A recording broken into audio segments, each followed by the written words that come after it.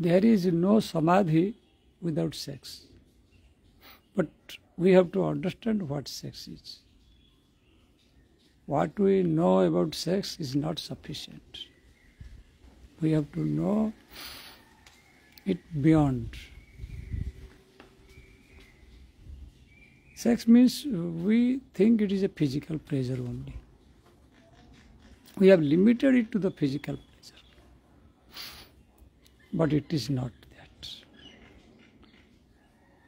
Once we find pleasure, so we have to go beyond that. Means that pleasure must be continuous. Unending pleasure. So that is actually real sex, which gives us the unending pleasure, endless pleasure. So this, whatever we get pleasure out of the physical sex, it is a very, very limited form. But we are, though not satisfied with that, but still we don't opt to go beyond that. That is the problem with us.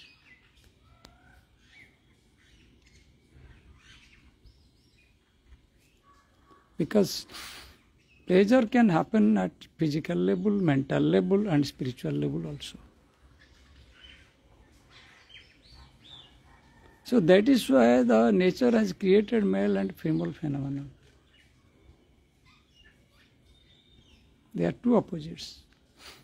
So once we are able to balance both the opposites, then that is called real sex. Both the opposites have to be balanced. So that is called real pleasure in sex. So, sex with one's own nature. Sex with one's own nature. That means the male and female both are within. So we have to go ahead, we have to go beyond the physical phenomenon. That we are not taught. We only know the sex from the outside animals, other creatures. We only learn sex from them. But we have to learn sex from within.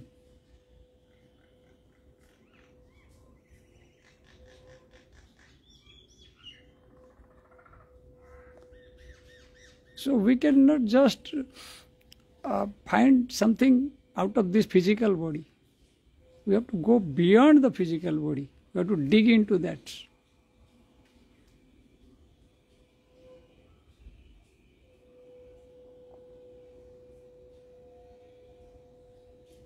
So that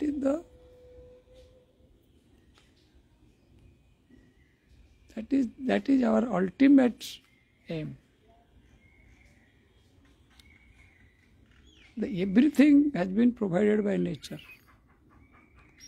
So whatever nature has provided, that is for all animals and for human beings also.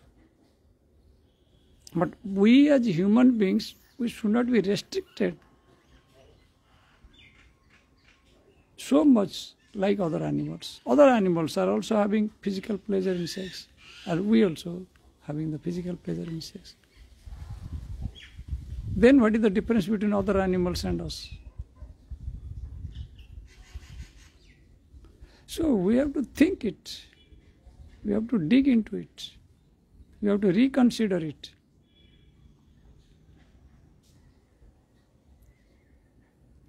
So that pleasure, why that pleasure is coming? We have to see that why that pleasure is coming.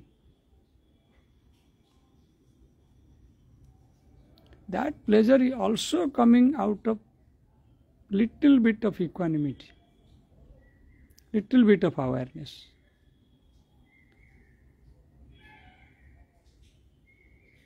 Let it be food, let it be sleep, let it be sex. We get some amount of pleasure out of that. How we get that? Because during these activities, we are concentrated to particular activity only, limited to particular activity. So we are just, increasing our awareness little bit. Little bit of increase in awareness and gives us the pleasure.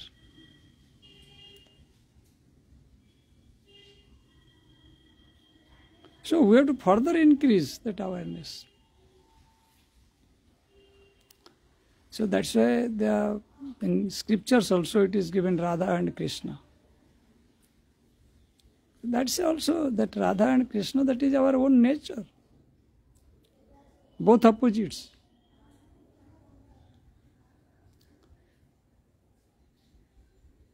So that we have to realize within.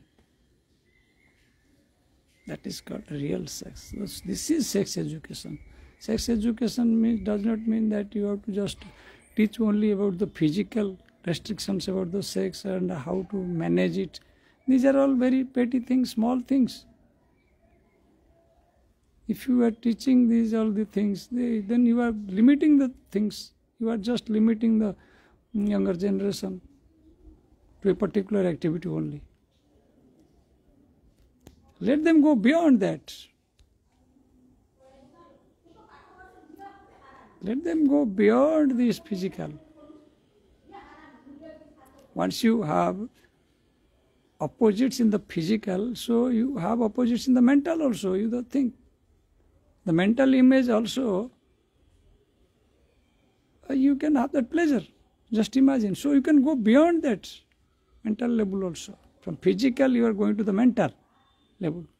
So from the psychological or mental level you can go further beyond. Travel further, travel further. So when your mind is merged in the consciousness, it is real sex. Mind is merged in the consciousness, your own nature. That is called the real sex. This is the beauty of the sex. Sambhog. In Sanskrit it is known as Sambhog.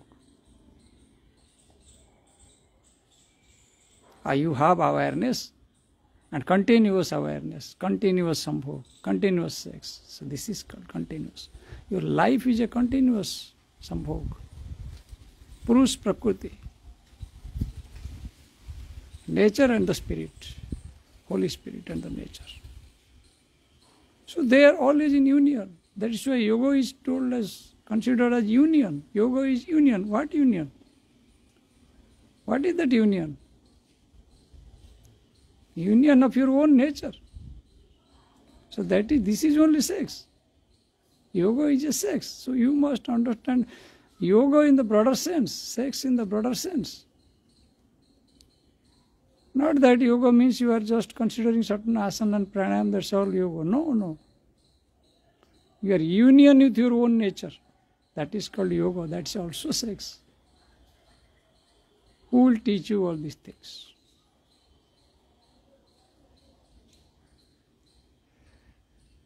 So you have to go beyond that, beyond this physical nature. Calmly just we have to see this. If we are getting the pleasure out of this physical body, this much amount of pleasure we are getting, so when we are just going beyond this, how much amount of pleasure we will get?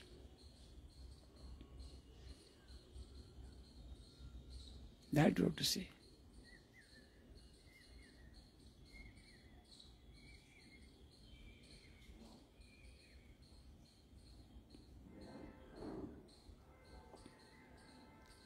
When you touch your own nature, you cannot imagine. You have not touched your own nature. That is the only problem. You are always extrovert and outside you are seeking the pleasure. But the sex is within. Not only outside. Outside also it is there, but it is for other animals as well as human beings. But that is very limited. The other animals, they don't have that powerful brain. They don't have that conscious feeling.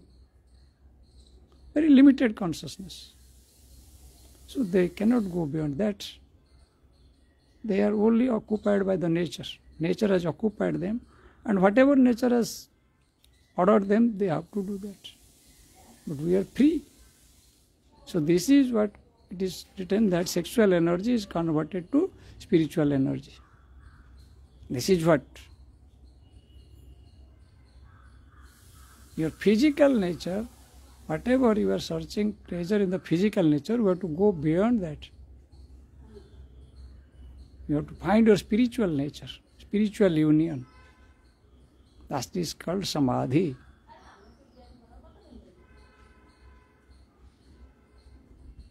Yoga is perfect union, perfect sex. That's why sometimes Guru also says, I have union with my disciple. It's not physical. Shiva had union with Shakti. It's not physical.